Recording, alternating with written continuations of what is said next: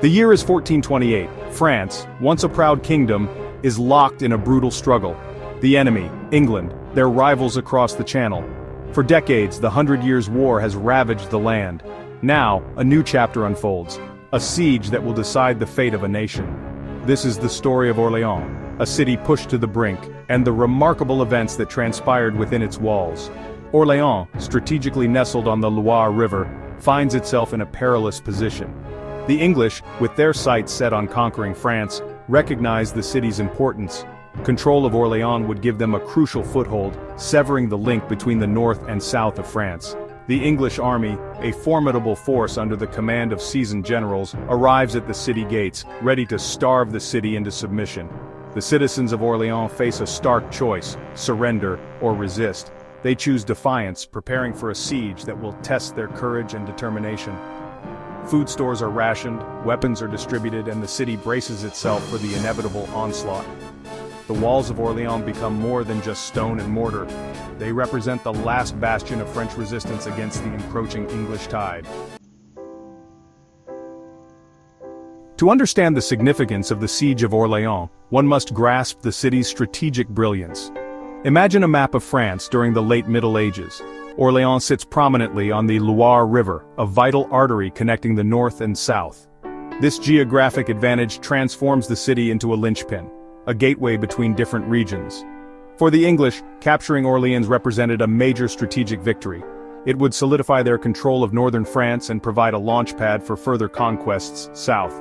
The Loire Valley, rich with farmland and resources, would become theirs for the taking. With Orléans under their banner, the English could choke off supplies and communications, effectively cutting France in two. On the other hand, for the French, Orléans represented a vital stronghold, a symbol of resistance against English domination. The city's loss would be a catastrophic blow, both strategically and psychologically. It would mean the potential collapse of French resistance and pave the way for an English king to rule over France. The fate of France, it seemed, hinged on the outcome of this single siege. The eyes of a nation and indeed of Europe turned to the besieged city of Orléans, where courage and desperation hung heavy in the air. On the English side, the siege was orchestrated by experienced military minds. Leading the charge was the Earl of Salisbury, a veteran commander known for his tactical prowess. He saw the capture of Orléans as a crucial step towards English dominance in France.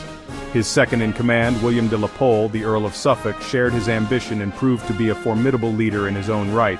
However, fate, as it often does in war, had other plans. During the initial stages of the siege, tragedy struck the English. The Earl of Salisbury, while surveying the city's defenses, was mortally wounded by cannon fire. This unexpected loss sent shockwaves through the English ranks, leaving a void in leadership. The French, though demoralized by the English advance, found hope in unexpected quarters. From the small village of Domremy, a young woman emerged, claiming divine guidance. Her name was Joan of Arc.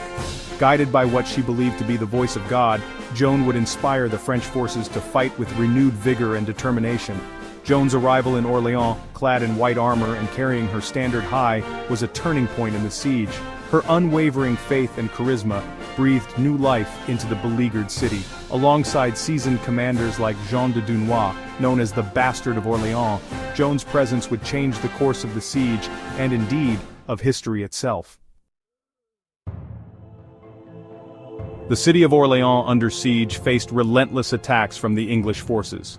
Day after day, the citizens and soldiers of Orléans held their ground, refusing to surrender.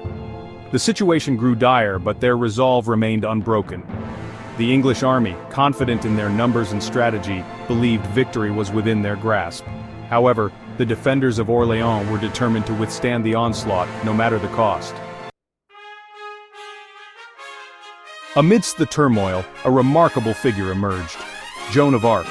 With a divine conviction, she inspired the French troops and citizens alike. Her presence breathed new life into the beleaguered defenders, instilling hope where there had been despair. Joan's courage and unwavering faith galvanized the people of Orléans, transforming their resistance into a powerful force. She led the charge, rallying everyone to stand firm against the invaders.